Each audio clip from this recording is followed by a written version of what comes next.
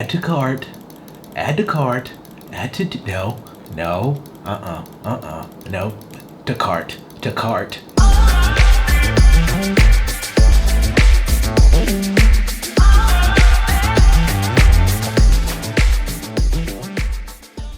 Hey guys, it's Chris with Tech5. Today we're going to be looking at the new AMD 5000 series CPUs, and we're going to be talking about why it is that these things are so good, what allows them to be so good, and why it is you probably need to get this in your PC.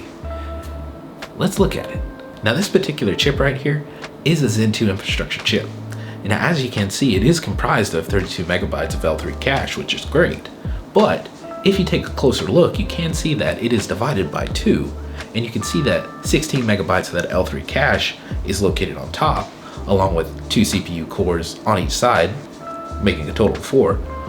And mirroring that same thing on the bottom, 16 megabytes of L3 cache on the bottom with 2 CPU cores on each side, making a total of 4.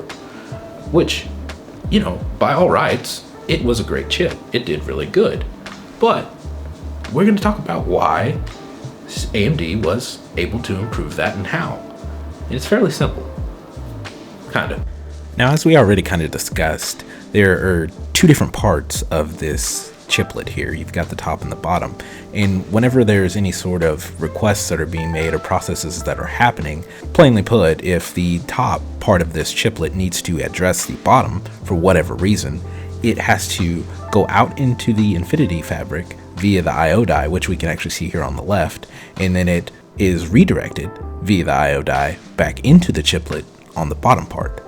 And this is fine and all good and well, but whenever you continue to have millions of processes, you continually add up into the latency space. That obviously becomes an issue, and you would think would possibly be solved with higher frequency in RAM. That in theory would work, but you get to a point where there's a diminishing return with this, and it stops about at 3600 megahertz, where it really just you don't see any real benefit after the 3600 megahertz, because there's so many lanes of data transfer going on that it just doesn't have enough to be fast enough, or it doesn't have enough availability. Regardless of how fast you go, it still will get clogged up with enough processes going on. So the simple solution was just to combine the L3 cache on the chiplets, making it a big 32 L3 cache. This allows you to access the other cores without having to go out into the Infinity cache and doing unnecessary data transfers,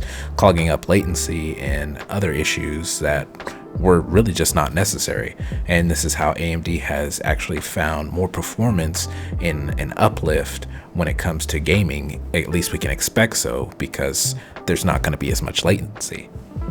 Now, I don't want to get into GPUs just yet, but you will need the CPU in order to take advantage of AMD's new Rage mode that they're boasting with their new GPUs coming out.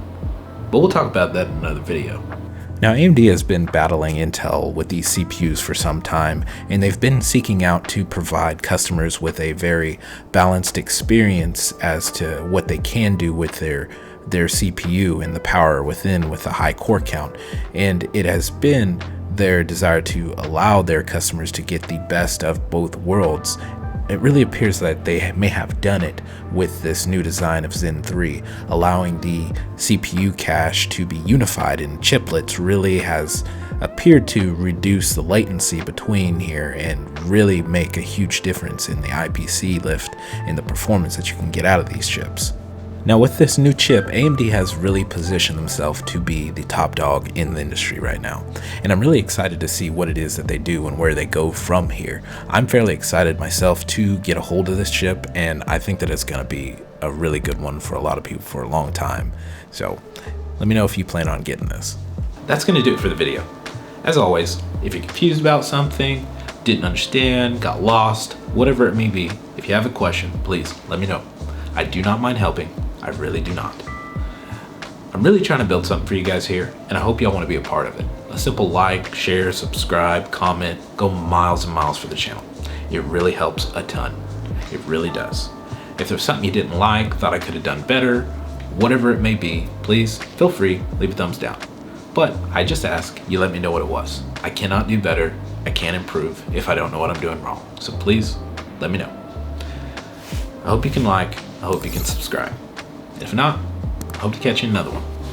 And remember, it's a vibe, a tech vibe, specifically. We'll see you.